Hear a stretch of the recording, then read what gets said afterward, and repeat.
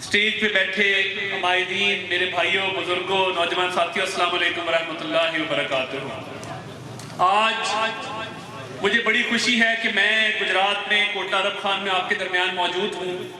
कल से social media पे शोर था और ड्रोन फुटेज चलाई जा रही थी कि गुजरात में पता नहीं क्या इनकलाब आ गया है, और जीटीएस चौक की फुटेज चलाई जा रही थी और उसको सोशल मीडिया पे बढ़ा चढ़ा के बताया जा रहा था कि देखे जी ये अवाम गुजरात में निकल आई है। तो मैं ये झूठ बेचने वालों को, ज़हनी मफलूजों को कहता हूं, अवाम देखनी है तो यहाँ कोटला अरब खान में आके देखो कि अवाम क्या होती है। मैं चौधरी आबिद रजा साहब की आज खसूसी दावत पे यहाँ पे आपके पास हाजिर हुआ हूँ, और चौधरी साहब हमारे गुजरात के डिविजनल सदर भी हैं, और हम इनकी ना सिर्फ पार्टी के साथ कमिटमेंट के कायल हैं, इससे बढ़ के इनकी बहादुरी के कायल हैं। जिस बहादुरी के साथ, हिम्मत के साथ और जमा मर्दी के साथ वो यहाँ पे मुखालफिन का मुकाबला करते, तो मैं इनकी नजर एक शेयर करना चाहता हूँ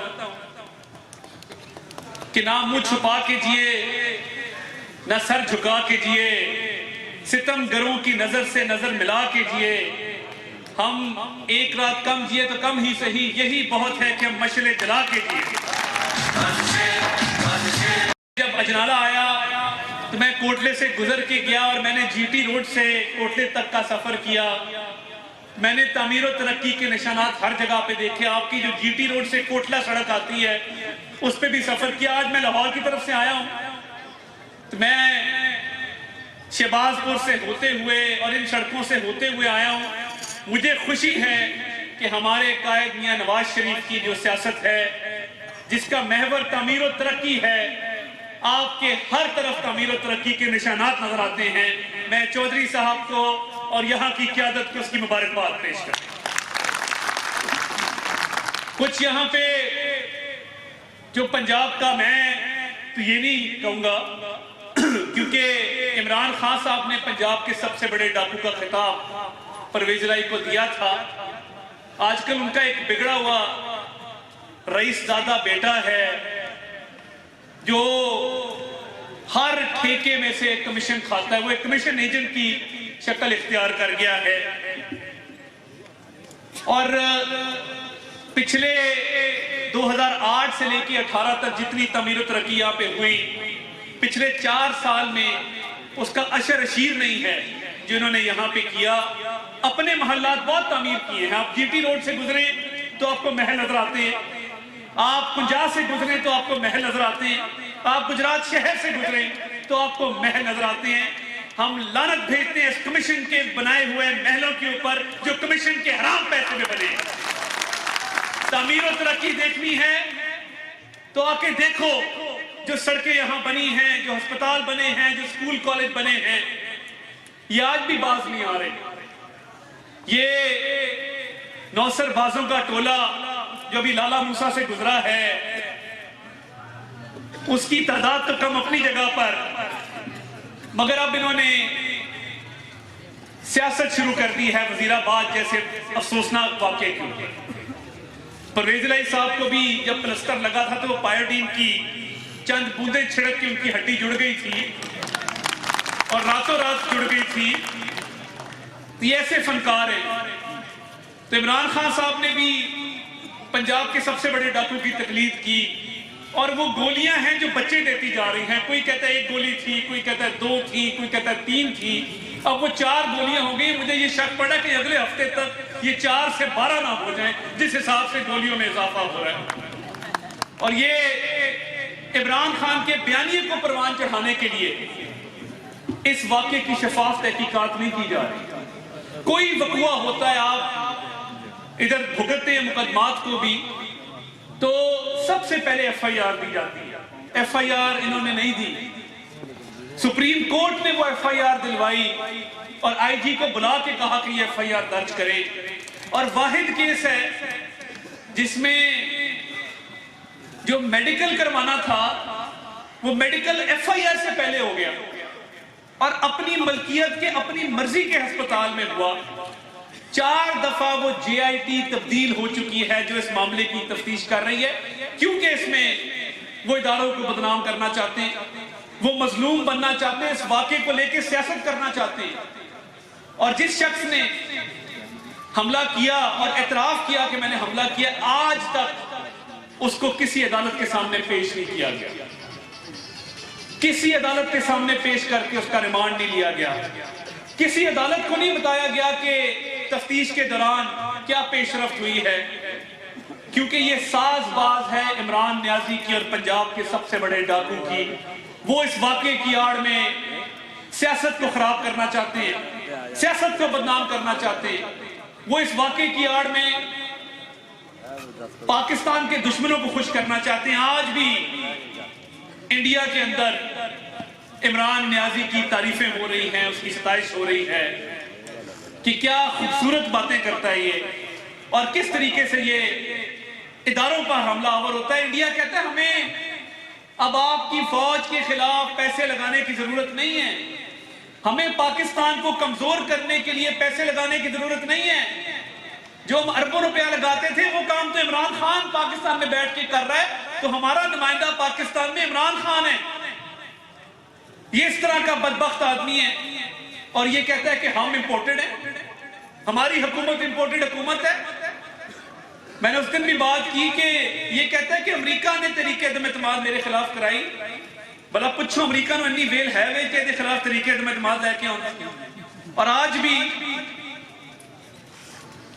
अगर एब्सोल्युटली नॉट किसी ने कहा था तो मेरे कायद मियां नवाज शरीफ ने कहा था, जब भारत के 5 एटमी धमाकों के मुकाबले में 6 एटमी धमाके करके भारत का मुंह तोड़ जवाब दिया।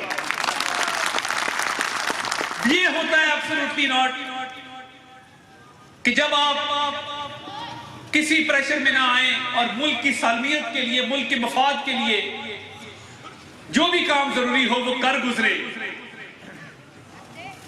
तो ये जो जुडिशल वजीर आला गुजरात के जिले से पंजाब पे मुसल्लत है, इसके दिन इंशाल्लाह गिने जा चुके हैं और ये बहुत देर पंजाब पे हुकूमत नहीं कर सकेगा। इसने धौंस धांधली करके एक जुडिशल ऑर्डर के जरिए ये हुकूमत हासिल की है। अगर हमजा शहबाज के 25 वोट गिनती में शुमार नहीं हुए तो फिर ये 10 वोट काफ लीग के भी गिनती में शुमार नहीं होंगे और इंशाल्लाह इस डाकू राज का खात्मा करके रहेंगे।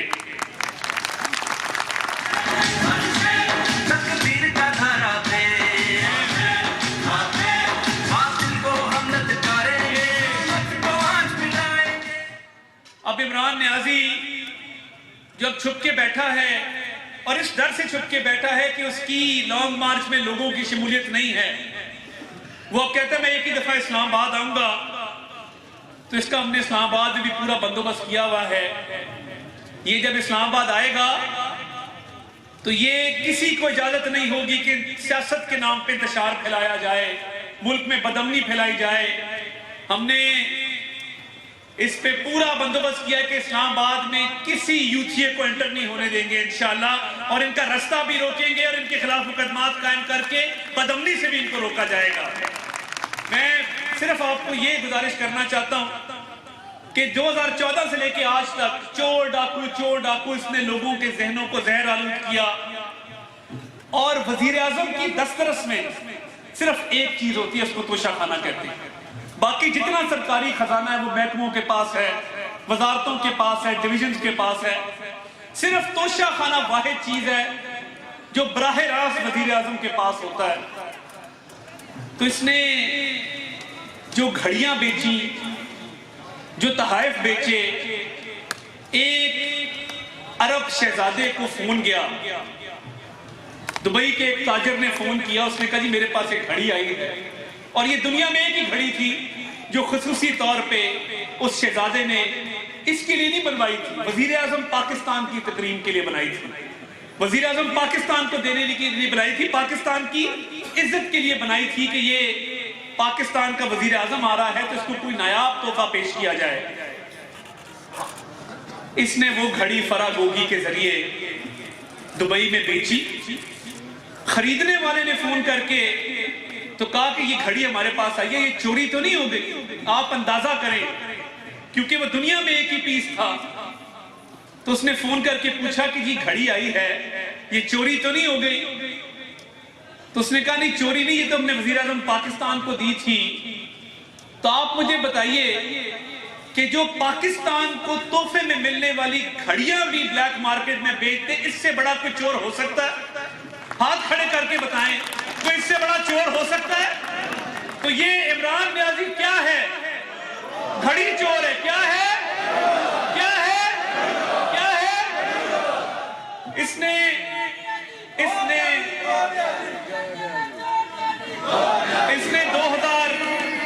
इसने इसने 2019 के बाद कोई तोहफा डिक्लेयर नहीं किया। यानी कई ऐसे दौरे हैं कि फवाद चौधरी को भी तोहफा मिल रहा है, बाकी भी इसके वज़रा को तोहफा मिल रहा है, वजीर आजम को तोहफा नहीं मिल रहा। या तो बाहर के मुमालिक ने ये सोचा कितना गया गुजरा है कि इसको जो तोहफा देते हैं ये बेच देता है तो उसको कुछ ना दे, या फिर इसने आके उसको छुपा लिया, डिक्लेयर ना किया और उसके बाद बेच दिया।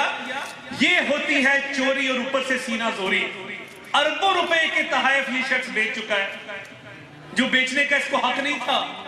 ये नाहल भी इसलिए हुआ, अब इसके खिलाफ केस भी बनाया जा रहा है कि ये अरबों रुपए के डाके डाल के फरागोगी को दुबई भिजवा के फरार करवा के आज भी दूसरों को चोर डाकू कहता है, और जिनको पंजाब का सबसे बड़ा डाकू का था उनको बगल में बिठाया। ये है शख्स की मुनाफिकत। एक हदीस मुबारक है कि मुनाफिक की 3 निशानियां हैं कि जब बोलेगा झूठ बोलेगा, जब वादा करेगा तो वादा खिलाफी करेगा, और जब अमानत उसके सुपुर्द की जाएगी तो अमानत में खयानत करेगा। परवेज इलाही और इमरान खान, जो परवेज इलाही का आजकल इमाम है, ये इन तीनों चीजों में पूरे उतरते हैं। और इससे बढ़ के मुनाफिकत की सियासत कोई नहीं है कि आप खुद अरबों के डाके डालें और चोरी का इल्जाम दूसरों को दें जिन्होंने इस मुल्क की खिदमत की है। आप गुजरात को देख लें, आप पूरे गुजरावाला डिवीजन को देख लें, इधर साथ ही आपकी मोटरवे गुजरती है, खारियां तक बन रही है। ये किसने बनाई है? ये किसके दौर में शुरू हुई है? ये बताएं किसके दौर में शुरू हुई है? और शहबाज शरीफ ने जो 10 साल खिदमत की सूबे की, उसकी मिसाल नहीं मिलती। और ये कमीशन माफिया, ये कमीशन एजेंट जो अपने मोहल्लात की तो तामीर कर रहे हैं, मगर अवाम का इनको बिल्कुल ख्याल नहीं है। अगले इलेक्शन में भी इंशाल्लाह, मैंने जो यहां देखा है, अजनाले देखा है, परवेज इलाही और इसके हवारियों को इंशाल्लाह यहां से उठा के दरियाए चिनाब में फेंकेंगे। एहसन इकबाल साहब ने भी बात करनी है, मैं बस ये मारूजात पेश करना चाहता था, और मैं इन अशार के साथ आपसे इजाजत लूंगा। और ये मैं मुस्लिम लीग नून के उन बहादुर शेरों के नाम करता हूं कि जिन्होंने मुश्किल तरीन वक्त में अपनी पार्टी का भी साथ दिया और यहाँ के हमारे माहिदीन का भी साथ दिया कि कब यारों को तस्लीम नहीं, कब कोई अदू इनकारी है, इस कुए तलब में हमने भी दिल नजर किया जहां वारी है। जब साजे सलासल बजते थे हम अपने लहू में सजते थे, वो रस्म अभी तक बाकी है, वो रीत अभी तक जारी है।